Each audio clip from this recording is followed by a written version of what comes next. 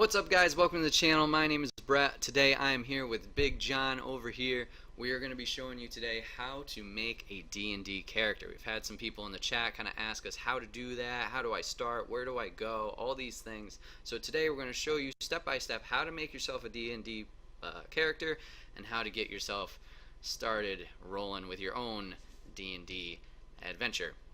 So I'm going to pass it over to Big John, and he's going to start walking us through. And don't worry, I'll be here to kind of help along with graphics and dances and stuff. I don't know. We're just going through it. Fuck it. We'll do it live. All right.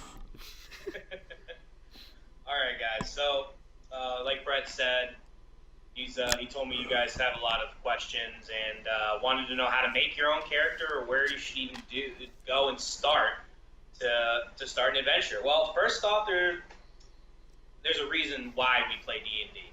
The whole reason I play is because I find this so much fun. I started out as a character. I started playing Pathfinder with a couple of my friends down in North Carolina. I created a fighter, dwarf, a Bodar, only black dwarf in the land, and I had so much fun with him. I got to be myself. I got to be loud, obnoxious.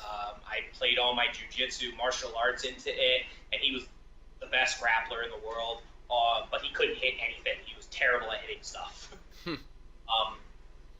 But that's why I loved playing it, because I felt like I was myself, and I'm an actor at heart. I love to just act, and I love to make up worlds, and that's why I am the DM, because I actually thought it would be very hard to be the DM. It's hard, but have an active and creative imagination. It is probably the easiest thing ever. You guys see us every other Saturday. That's all off the top of my head. The whole story comes off the top of my head. I don't prepare a story. Some of the things I do, like, I kind of sit back and like, well, what if they fought this? Or what if I did this? Okay, when we did the whole Greek gods and goddesses, I actually planned that out. That was something I wanted to do for a while, and I actually sat down and I made up, with the help of the Dungeon Master guidebook, their own weapons tailored specifically to them. That's why they were so powerful. Enough about me, Brett. Why do you play?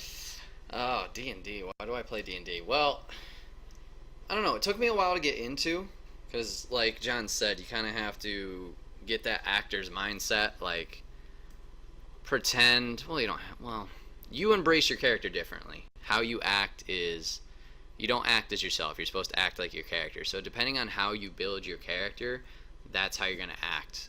Dio actually had that issue recently where he was feeling one way, but his character would have felt another. So I feel that's a challenge, but it's a really good, I feel the reason I play, it's a really good way to keep you on your toes and constantly thinking and brainstorming, like, oh, what would this do? What would this do? Or how to, problem solve, like figuring out, okay, I need to get to from point A to point B and be stealthy about it. How do I do that? Or whatever it may be. So, like I said, it was tough at first, so if you're a little hesitant on it, that's totally understandable. But you want to make sure, or, be confident in yourself. If you're with your friends, you can make an ass of yourself. You guys are all buddies and whatever. It doesn't even matter. Like, in our sessions, there's been plenty of times where I'm just, like, going crazy out of my mind, whether it's singing or something like that. But you remember, just ultimately remember, you're with your buddies, have a good time. Don't feel like you're making an idiot out of yourself. Just embrace that character. The more you embrace it, the more fun it's going to be, and the more in depth you're going to be, and it's just going to be a better experience for everybody. So yeah, that's why I play. It's time to hang out with your friends and really be in tune with what you're doing, not just zone out and just kind of be there. You're always involved in the situation, not just letting it pass you by. Yeah. Absolutely. A lot of the inspiration that I get, just continuing on the conversation, a lot of the inspiration I get is from the people from Geek and Sundry, Critical Role, Matt Mercer. My character was actually designed off of one of their characters, Iberius Stormwind. My character is his brother. That hasn't really come out into the story yet because we play every other Saturday, and we're only able to get so far. Pretty much the players are what make the story go along. I can have an idea where I want to go with it as the DM, but it's ultimately what they want to do. I could say, oh, well, they're going to kill this guy, and then X, Y, Z is going to happen, but they don't kill that guy, so ABC has to happen, right? Because X, Y, Z can't happen. So, yeah, I based my character off of his brother, and his ultimate goal is to find his brother. Most people don't know that because I haven't gotten the chance to really make that story known. And like with Brett, his character has his own story. I told Brett I would like him to make his own backstory for his character, and same with Billy. Billy made up his own backstory. I didn't get a chance to tell Nat or EO about their backstories, but they made them up anyways, and so did their daughter, Raina. She made up her own story, and every single day we had D&D, she would tell me what her backstory was. So then I would sit back and think like, oh, I could really use that in the future, because her backstory is like, oh, that actually would be cool. Right. Tell you those backstories because that's for them to tell you or for it to happen. But moving on, one of the biggest things people have trouble with for D&D is, how do I start? Well, just like you guys, I didn't know where to start. I played with my friend in North Carolina for one day and I was hooked, but I didn't know what to do. I didn't know where to go. I knew that I needed somebody called a dungeon master or a game master to run the game. I had never done that. Who am I going to go to do it? One of my first things to think of is somebody who's experienced in the game. So that's one of the first things you're going to need if you want to actually start an adventure or start a game. Find somebody who actually plays or actually has played or knows what they're doing so that they can create a story. Or just somebody who's very creative that can just say, yeah, I can make a story up in my head right away, no problem. Or, just go down to your local comic store. There's a comic store down here called Comic Depot, and they're looking for dungeon masters. They're looking for players. They have the books that you're going to need. They have dice that you're going to need for when you want to play else. So go down there. There's tons of people there that probably want to play and who are more experienced than maybe you are in knowing how to play, so they might even want to dungeon master. Most people want to play, though. Dungeon master is quite a difficult task.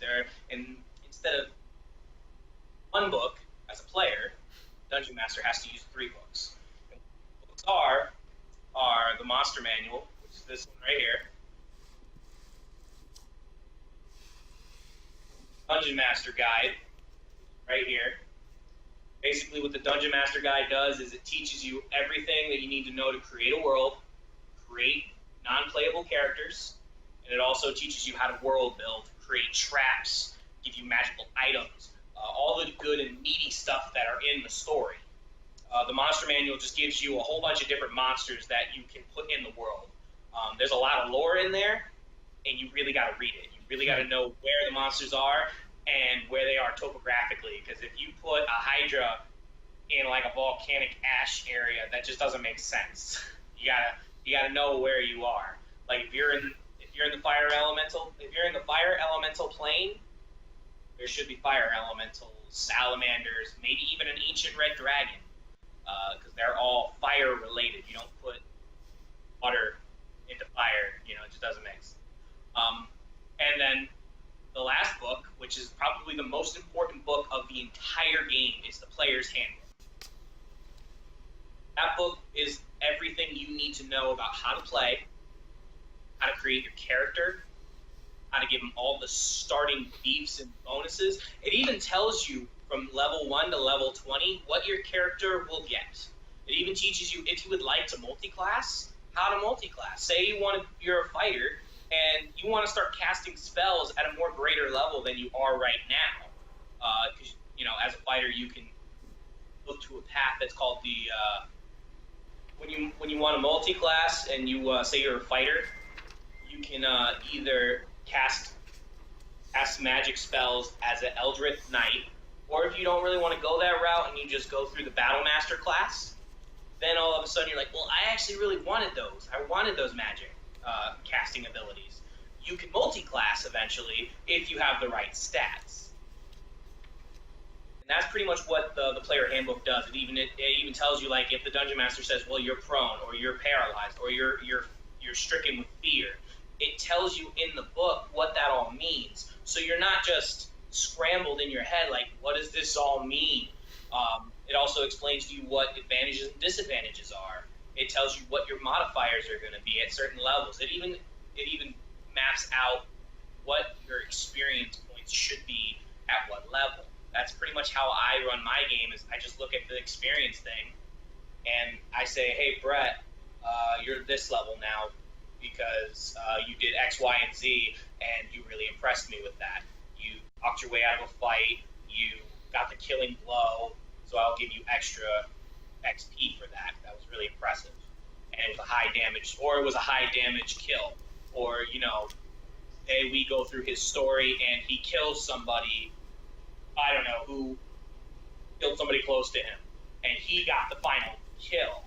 That's double experience points in my eyes. It's all about what your DM does, and don't be afraid to talk to your DM if you have one and want, and just talk to him about, or her, what's the story you would like it to be, because DM is there for you. The DM is to have fun with you. They're creating the story for you. Not 9 times out of 10, I'll say 6 times out of 10, you can get a really mean DM who just wants to kill you. Some DMs, don't suggest going to them. So I explained everything that you guys are going to need. Dice, the books, character sheets. To get all that, I want to say Wizard Coast, I believe they're called. Just go online. They have a free PDF for D&D, and it gives you the first couple of chapters and the first couple of races that you can play. So you don't have to worry really about, I have to spend $20 to $50 on a book just to start off. No, you don't have to. You could start off free. And I mean, if you're playing with people who know what they're doing, they'll let you borrow their book, maybe, just so that you can get the hang of it, so you know what you're doing, to see if you even like it. I mean, people aren't going to be mean and say, you need to buy the book because, you're just starting off to see if you even like it. Nobody's going to do that. I mean, Brett and Natalie played for what, 3-4 months before they got a book? Yeah. Heck, I was using my computer because I bought it and downloaded it onto my computer before that all happened. So, get it in the time that you can, and do what you can for now. And if you really feel like you love it, buy the book, because you're just gonna love playing it, and you're gonna do it all the time. So why, only have 3 chapters of something that you're like, well, I want to know more races. I want to know more classes, because with that free handout book, you don't get the barbarian class. You have to buy the book. It is specific to Edition 5. Edition 5 is the only one that has it. All right, so moving on to the next question, how I talked about, finding a DM. Well, maybe you don't want to be a player. Maybe you're the creative one. Maybe you're like me, who just one day is like, let me give it a shot. And you just make something up, and it's successful. Even if it's failed, it's still a learning experience. The 2 people that I played with, both my friends down in North Carolina, one of them was a player with me, and the other one was a DM. They both are players and DMs now. They DM their own little campaign, and they're both very good at it. You guys actually saw one of them, James. He was the cleric on the ship with us. He's now a DM down south, and he's very good at it, just like our previous DM. So pretty much, it's just, if you are creative and you want to have fun with your friends, and you don't really want to be just one person. You want to be a multitude of people. That's the one reason I like being DM, is because I get to be as many people as I want. I can wear as many hats as I want. If I want to create a little havoc for Thor and Varus, I'll make a little goblin to steal something from them that they have to chase down, and it's funny to watch how they react. Or if I want to make Rowan look like a champion, I can do that as well, because I can put him in a situation where he has to be a hero, or unfortunately die. at death. So maybe you want to be a DM, and that's completely understandable. If you want to be a DM, Brett and I are talking about making one of those videos. He'll put a little prompt somewhere for you guys to learn how to be a DM. We'll go into that later. Right now, what we're going to talk about is making your character if you want to be a player. This is strictly for players. If you're a DM, you're going to want to sit through this so you know how to be a DM, because you need to know the basics. All right, so one of the first things you need to know is what type of player you are. Me, I'm a very talkative player. I love the talking. I love the acting. I also love the fights, but I'm more of the story. I'm more for story. I would say the group that I run, they're more of the fighting type. Brett's very good at the fighting type. I don't know how he does it. Every time we start a battle, he gets a natural 20 and somehow gets 36 points of damage on a guy I spent 2 hours creating. Badass, but never gets a chance to kill them. So it's all about your play style, and you talk to the DM. You let the DM know what type of play you like to do. My roommate, he played a long time ago with me. When he just started getting, he loved it, and he loved the way I painted the story. But he was more about just straight action. He didn't want to do the talking because he's not very a talkative person.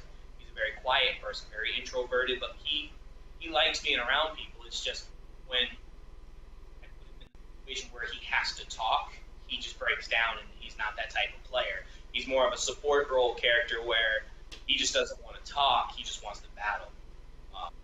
Brett was kind of like that in the beginning, very much a fighter, but he is coming into the role of now Torin doesn't have to say as much. Brett takes that role and just starts talking. Billy also, I don't know how, but Billy's there. The conversation just goes so smoothly. He takes control of it. Theo is even taking control of the conversations now, and it's beautiful. I don't have to talk anymore to get them to talk.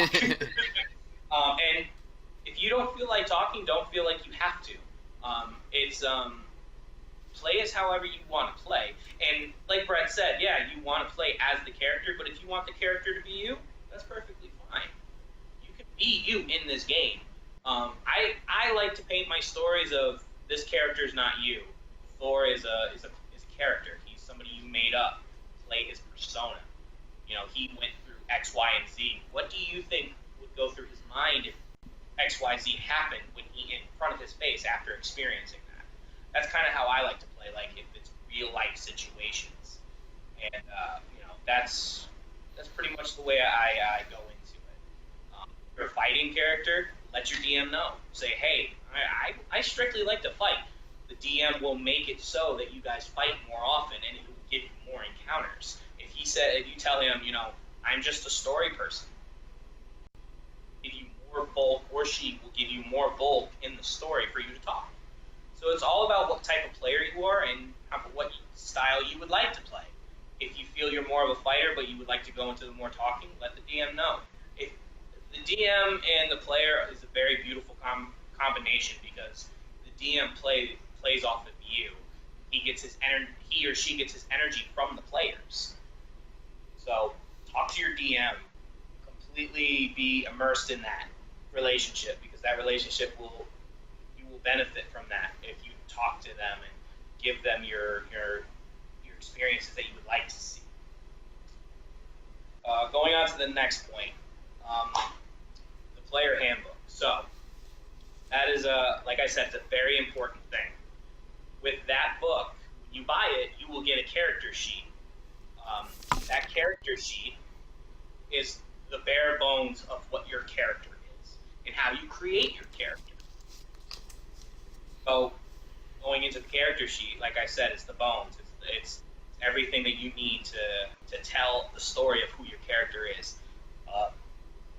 Attributes are on the side saying that your strength, dexterity, your constitution, your wisdom, your intelligence, charisma, and what all these mean are different things. Strength is obviously strength, how strong you are, how much you can lift, how much you can hit, how hard you can hit. Dexterity is pretty important. It's how often can you hit something. So for Brett being a ranger, dexterity is very important.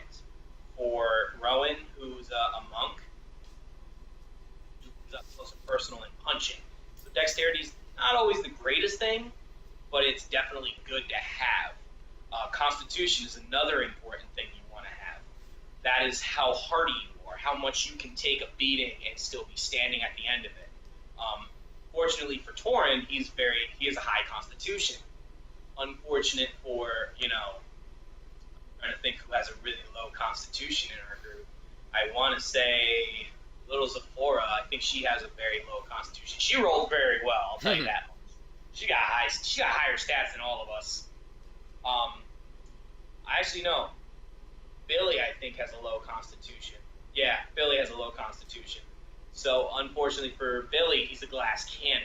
He's very strong when it comes to his magical abilities, but if he gets hit, he can be down for the count very quick and soon. Then it goes to intelligence. These last three, they're pretty much what you use for the talking aspects of it and the different things that you want to do story-wise. Dexterity works a little bit into that as well, like your acrobatics and your sleight of hand and your stealth.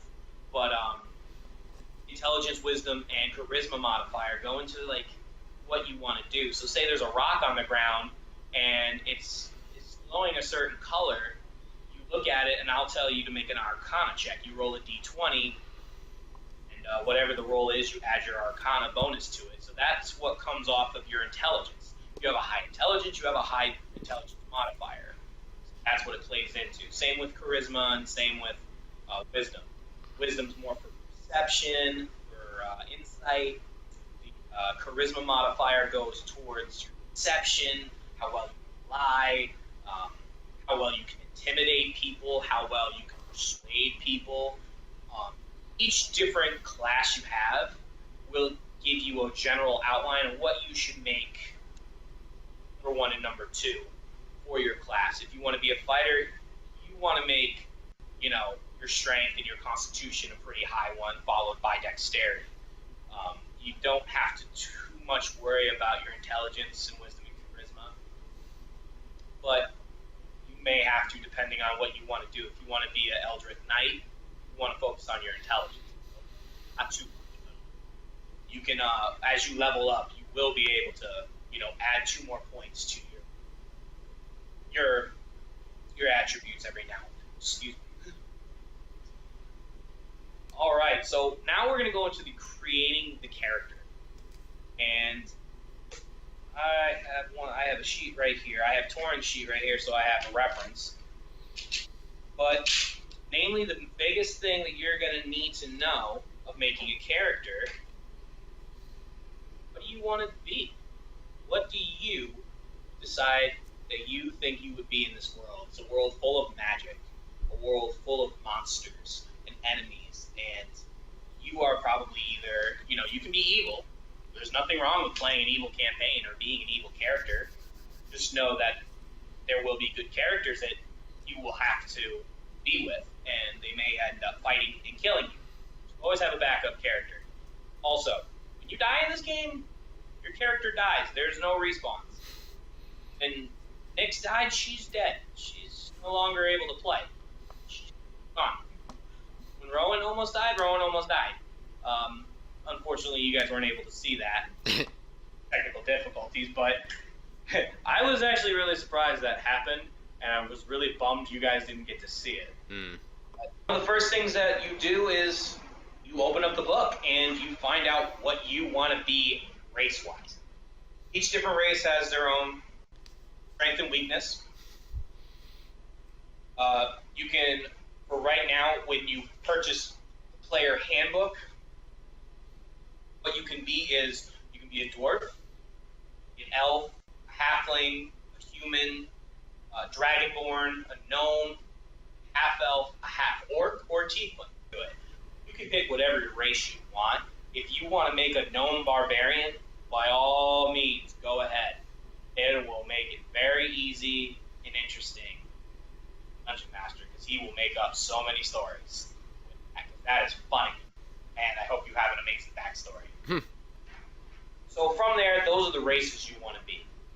Out of those races, I can go into more detail into different videos, or we can just go into making a random character.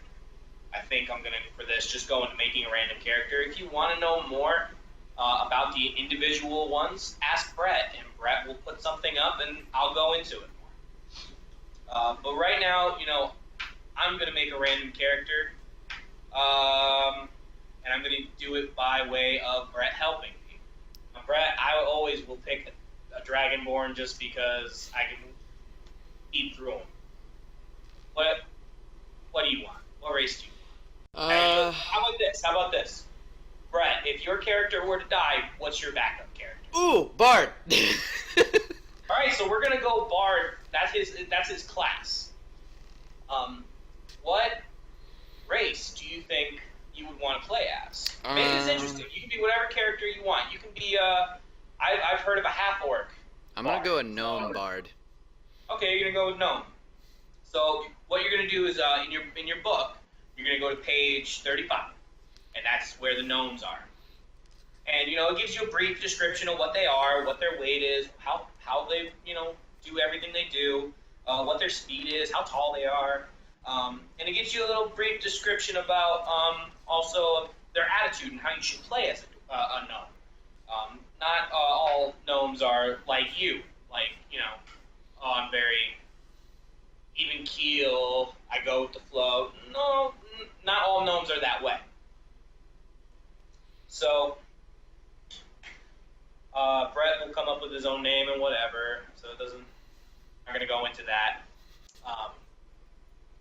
Well, what we're going to go into is what I would have Brett do is pull out his dice. So this is the most important part.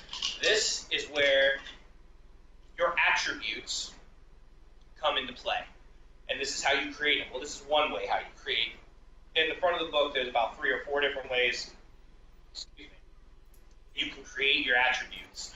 You can pick from a pool of numbers, you can pick from a set numbers, or you can roll and take a chance on what your numbers will be. I like to take that chance, and I give my players the benefit of the doubt, and I give them a little bit more leniency than most people. So my players are a little bit more beefed than a lot. The people in Critical Role, once you roll, you roll, and that's how Travis got a 6 intelligence score. Yeah, it's quite miserable. So what I have people do is I have them pull out a D6, and if you don't know what a D6 is, it's a normal die, 6-sided die, and I have them roll 4 of them. And when you roll 4 of them, you drop the lowest number. So if you roll 3 6s or a 6 5 5 and a 1, drop the 1, add the 6 5 5, and whatever that number is, that's the number you write down. I have you do that 7 times, and you drop your lowest number. You would then plug in your numbers wherever they're supposed to go to make your character the best character that is possible. So once you've done that and you've plugged in all of your numbers, you're going to go back to the front of the book and look at what the modifiers are if you don't have them memorized. I don't have them memorized. I've been doing this for quite a while. I still don't have everything memorized. It's a big book. If you have it memorized, read this book a lot. I know that Matt Mercer reads it a lot, but he even has to go back and look at most of the spells. A lot of spells, guys.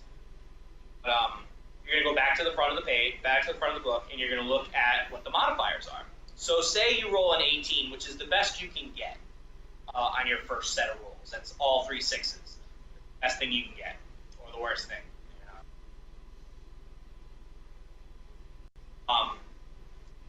What that gives you is it gives you a +4 for your modifier. Most people don't know what that means. He's going to get a +4 for his modifier.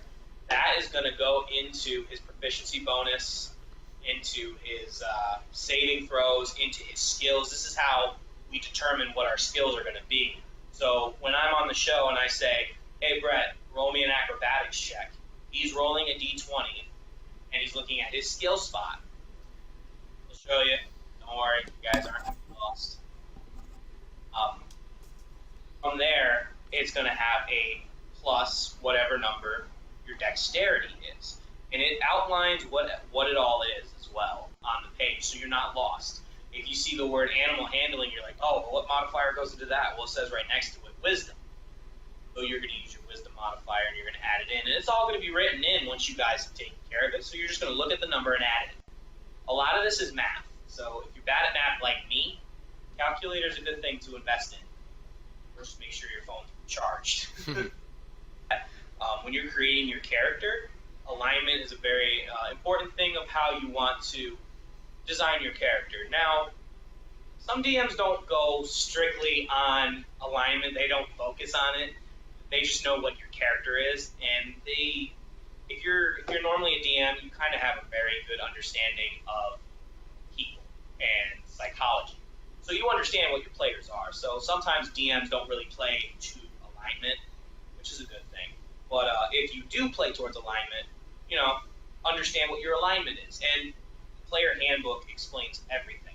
Everything that, I'm telling you guys, I'm just doing a rough thing of how to make something, and I'm going into little details of each one. Much all these characters, whether you pick gnome, elf, human, orc, dragonborn, all these things, as long as you're reading along with the book or the PDF or whatever format you have of this text, it's pretty much just read along. If it says you get a boost in a certain stat, you add it to your giant number in the box. If it gives you an ability, there's a features and traits right over on the right hand side. That's where I personally write everything down, so I know what I have.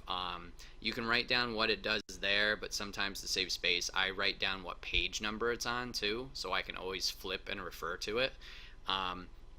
So yeah, every subrace, all these things, they have their each specific thing. So I think right now we're gonna move over to a different section, but like I said, it's pretty much as simple as read it and follow it for these things. I don't think you have to worry about that too much. So we talked about having the 6 big numbers on the left hand side: strength, dexterity, constitution, intelligence, wisdom, and charisma, and those modifiers, which I believe those modifiers are in the front of each character section. Yes, they are. Okay, so those will be the small bubbles right underneath. Now, we quickly talked about skills. As you'll see, it will list the skill, for example, acrobatics, and then in the parentheses it has a what that skill bounces off of.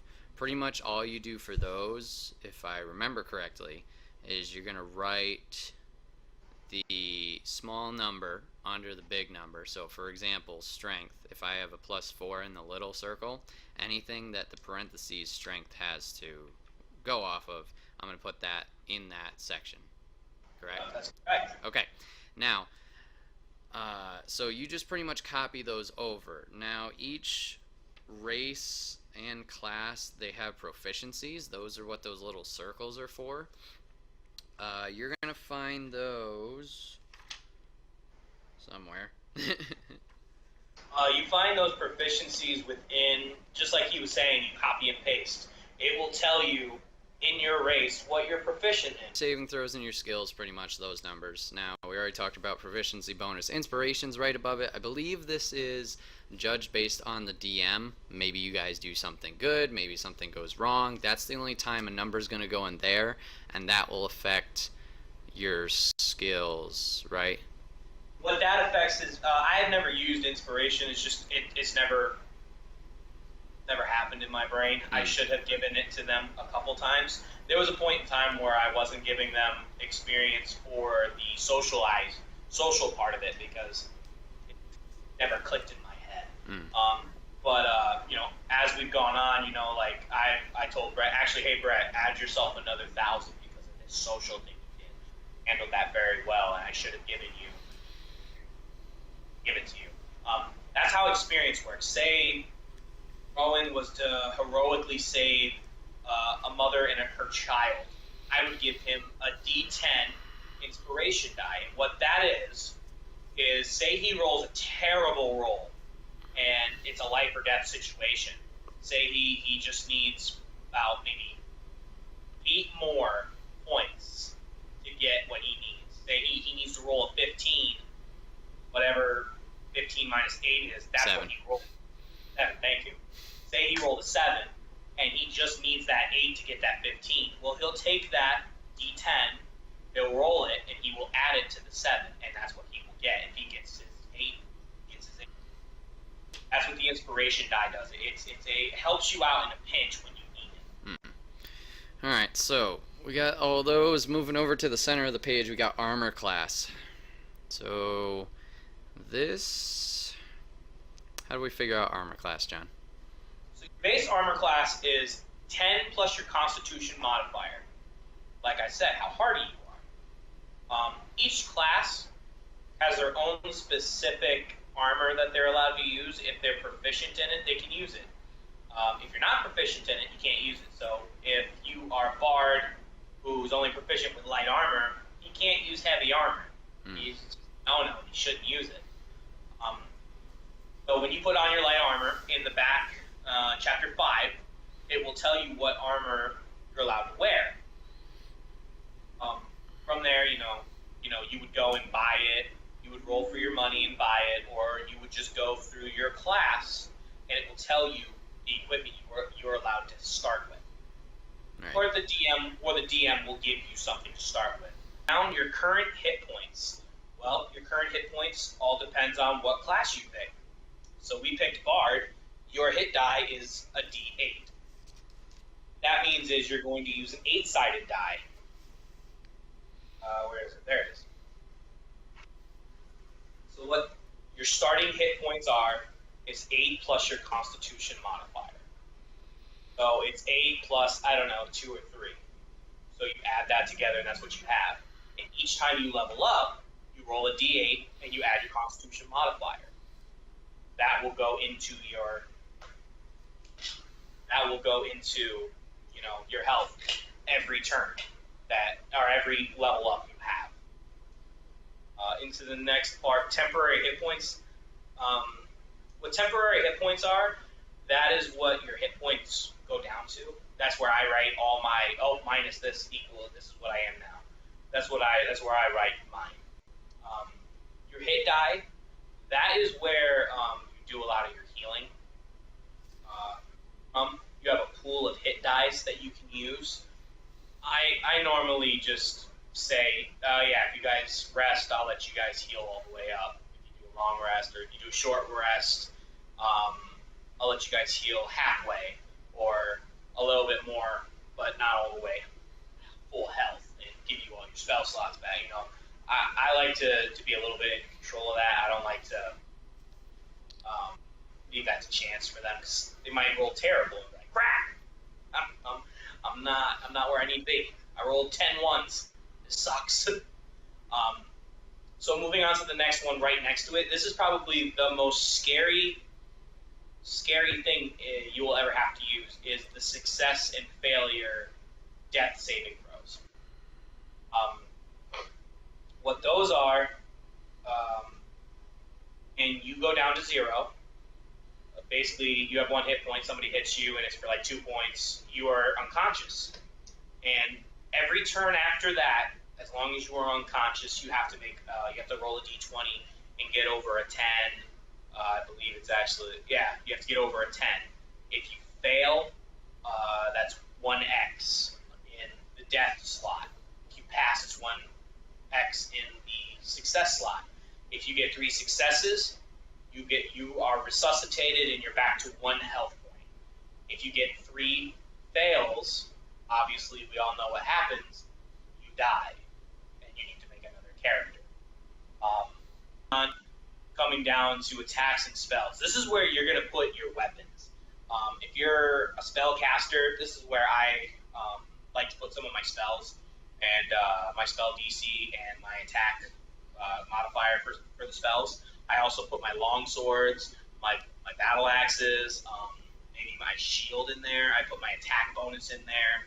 I also put in what type of dice I'm supposed to use for each weapon. And both of the weapons I use are 1d8s. Going down from there, this is where your equipment is. Pretty much everything that you have on your person, in your pack, in your bag, that's what goes in there. You know, you put your chainmail in there, your 2 long swords, your Dungeoneer's pack, your staff, your greater healing potions, travel clothes, just anything that you buy and have that do the right of the equipment. That's where Brett was saying he puts his features and his traits, and where he writes in, oh, well, I have dark vision. I don't feel like writing the whole definition out. I'm going to put C page X, whatever the page is. And as you level up, that's what happens. You're going to get more stuff as you go along. Like at level 1, as a bard, you start off with spellcasting and bardic inspiration, a d6. But as you level up, level 8, you know, you get more stuff. Like you get a jack of all trades, song of rest, bard college expertise, ability score improvement, and it just keeps going on and on and on. So that's where you add in most of your stuff. Pretty much it for the front page. There are 2 other pages that you can use. The back page I personally use to write my spells, because I know what it is basically you have a box that you can draw your character. Bring your character to life. That's what this game's all about, is bringing something to life. If you've ever played World of Warcraft or Dragon Age or Star Wars, Knights of the Old Republic, great game. Those games, you are able to create your character, and you're able to make your character be somebody. Same thing, but use your words, use your voice. There's a box over there that says character appearance. Draw the way your character should look. You're not a good drawer, don't worry about it. I'm terrible at drawing. I probably would let Brett draw my character. Honestly, I've been asking people to draw my character. I want to see what they think he looked like. Allies and organizations. On your journeys, you're going to make some allies. You need to write their names down, because if you forget, it's like forgetting your girlfriend that you slept with like 2 days ago's name, and you're like, oh crap, I forgot your name. That's not always a good thing. So it's going to be the same kind of thing. You know, the DM is going to play on that. The DM's not always going to remember. He's not always going to tell you their names. He or she is expecting you to remember their names. You may also be in a faction, so there's a bubble for you to create your faction's crest. For Vox Machina in Critical Role, there is a B and an M. Very simple, very laid back. When I ran a campaign with my roommate, we were the Brotherhood of Slayers, or the Slayers of Brotherhood, whatever. I can't really remember the name. Or Brotherhood of Assassins. It was a skull with a crow on it, with daggers crossing. So, you know, that was a little bit more artistic because that's what he wanted. Additional features and traits. If you run out of room on the front page, that's where you put more of your traits and features. Your character backstory. This is probably the most important thing of the game, is making your character who they are. Say your character comes from a nomadic tribe and is completely wiped out by another nomadic tribe, and they leave you to survive, and your one passionate goal is to kill that chief who killed your father. You know, that is pretty much Conan's story, but that's a story. It's a backstory. Like I told you, I have my backstory, and Brett has his backstory. That's where you write it in. And actually, Brett's dad played with us once. He actually went into depth about what his backstory was, and I was really impressed of how he did that. It was very, very in-depth, very cool. At the very bottom, there is a total non-consumable magical items. This is where you can put your magical items so that you know what items are what, so you're not confused. And then there's also a treasure box telling you what kind of treasure you have, so you can divvy up what amount you have. Whatnot. And then there's a third page. When you buy the book, all of them are in the back of the book. It is for your magic. It has a little spot for your spell DC, your attack modifier, and then a whole gigantic page of what your spells are supposed to be and what you want. Now, the way that the game goes is you have to have certain spells prepared and spells you're able to use. With Bard, when you're at level 1, spells known are 4, so you're only allowed to use 4 spells at that time. As you grow in your levels, you get more spells known. At level 20, you're able to use 22 spells. That's ungodly. I can't believe I just looked at that and said that. But the thing is, you're only allowed a certain amount of spell slots. What spell slots are is how many times you can use that spell. So when you're at level 20, you are only able to use a 5th level spell 3 times.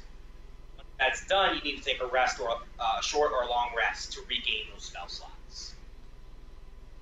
I think I've covered pretty much the bases. What do you think, Brett? Anything else? Yeah, just to wrap up, back in your equipment, you got those little boxes on the side. I think the only one you really need to worry about is GP, which is your gold pieces. I mean, you could technically put that in your treasure slot as well, but there's that. Passive wisdom, did we explain that? No, passive wisdom. A lot of people don't know how to do that. I skip over it a lot because I forget it. Hmm. What that is it's 8 plus your wisdom modifier plus your proficiency bonus. So that's how you get that. And that what that is say you're walking down a dark alley and you don't think to say, "Oh, I wanted to make a perception check." You're just walking down there and you forget to say it. I, as the DM, can do anything I want in that moment because you're not paying attention. But if you have a high passive perception, I have to keep that in mind. Say you have a 24 passive perception and I roll and I get lower than that. You're going to see whatever it is I want to create. So, if you have a high passive perception, it's a very good thing. Torin doesn't have a very high one. Nyx had a very high one. Zephora has a very high one. So whenever I'm playing with them, I know they're going to see whatever I do. But I roll anyways just so I can see if they don't see it. So there's that. Top right, remember you got personality traits, ideals, bonds, flaws. I believe this is all just backstory stuff that you can fill in. I do not have anything filled in, so don't get too caught up in that.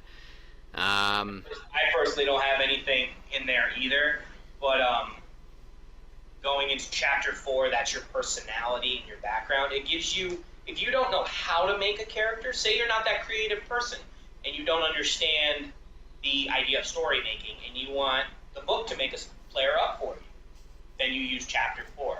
You can be anything from a villain to a criminal to a sailor to a soldier to an outlander, which Brett and I are.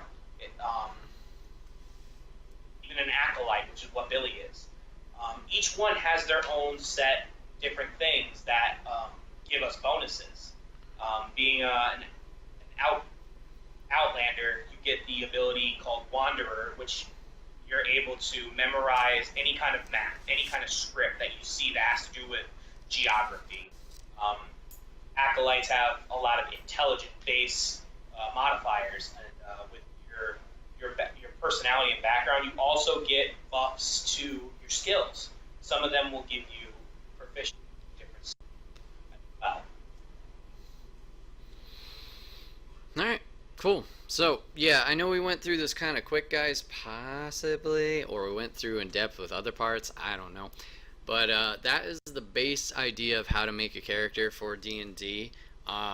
Throughout the video, I'm going to try and, put up some pictures and numbers and stuff to kind of help you along through the process. If there's any questions that you guys still have about how this process works or whatever, feel free to comment below, message me on Twitter or Twitch or here on YouTube. You can contact me throughout those mediums, and like I said, ask those questions. We'll be happy to answer those questions for you guys. And like John said, if you want to be a DM, let us know as well. We'll make a video entirely based off that, and John will once again ramble on. No, I'm just kidding. Answer those questions brilliantly like he did today. And yeah, if you want more D&D content, let us know, and hopefully we can bring that to you in the future. I know D&D on Twitch has been a little hit and miss just because everybody's got their schedules going on, but we do want to bring it back, and hopefully I can get the past D&D sessions up on here on YouTube as well, and kind of cut those, kind of like the retro fight nights, and get those up for you guys. So if you haven't caught them, you can watch them here and all those things.